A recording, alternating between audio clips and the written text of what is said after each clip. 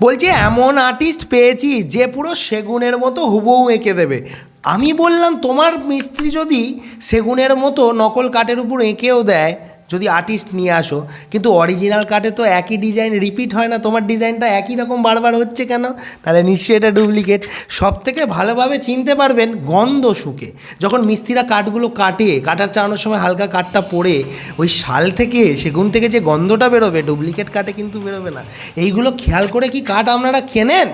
আবার একটা মিস্ত্রি কাঠের ফ্রেম গেঁথে দিয়েছে, আপনারা বলছেন যে ফ্রেমটা ভালো না মন্দ বুঝতে পারছি না। ফ্রেমের ডায়াগোনাল কর্ণগুলো চেক করে দেখুন ফ্রেমটা সোজা দুদিকেই একই মাপ দিচ্ছে কি না, তা নাহলে বুঝতে হবে ফ্রেমটা কিন্তু মানে ভালো নয়, ওয়েল সিজন কাঠ দিয়ে তৈরি করা নয়।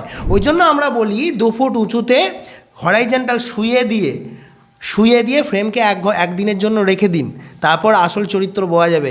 যদি ফ্রেমটা খারাপ হয় বেঁকে যাবে পরের দিন। বোঝাতে পারলাম?